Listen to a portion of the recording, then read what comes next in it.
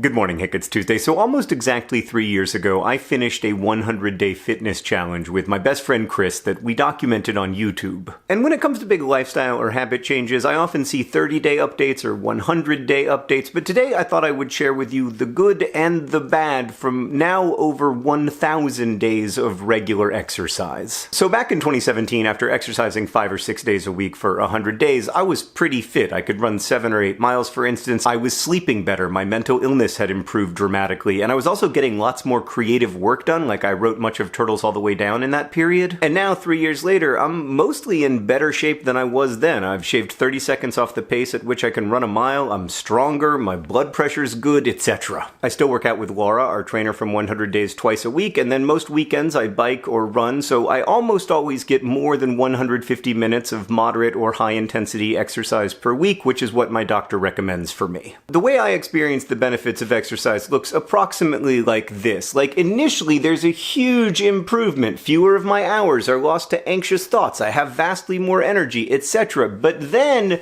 the improvement kind of plateaus. I just noticed the collar buttons aren't buttoned, and I know that's a big issue for some of you, so I'm going to button them. Right, so even though I'm better off than I would be without exercise, I feel like my improvement isn't continuing, which can lower my motivation. Less motivation means less exercise, and then my brain starts to get worse, and it's really hard to convince myself to exercise when I'm feeling unwell, and now we're in a vicious cycle. And that's why I was always yo-yoing with exercise. And while I have experienced those vicious cycles in the last 3 years, because I now recognize the pattern, it's much easier to break it. And what I've noticed over a long period of time is that while some of the health benefits do plateau, others look kind of like this, like they slowly keep getting better. For instance, despite being very, very old, I am currently the fastest runner I have ever been. Also, my mental health is probably the best it's ever been. Like, I'm still mentally ill and I take medication every day and all that stuff, but like the rolling 90-day average of my mental health is much better than it was 5 or 10 or 15 years ago. I've also experienced a really helpful shift in how I imagine myself, which I know is a really weird thing to say, but like I never thought of myself as a fit or healthy person. In fact, I often define myself in opposition to fitness. I was a nerd, not a jock. I was a mind person, not a body person. But now I'm much less inclined to imagine my mind as separate from my body. I mean, my brain is made out of meat just like my muscles are. My body is not just like a sack that carries my mind around, and for me at least, treating it that way wasn't good for my body or my mind. For example, I think exercise has been good for my writing. I don't think I could write the Anthropocene Reviewed with my old way of looking at the world or humanity. I needed to understand that the duality I'd created between the body and the mind, or between consciousness and the natural world, was just total BS. None of this is to say that the last 3 years have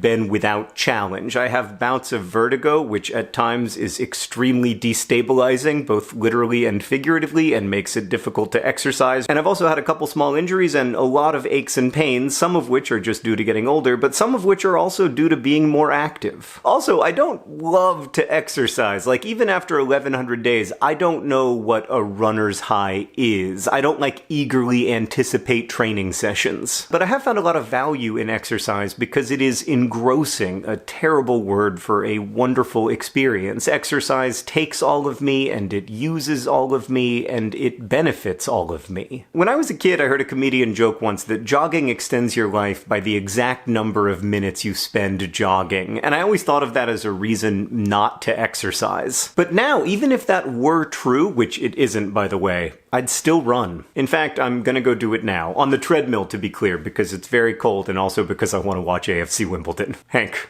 I'll see you on Friday.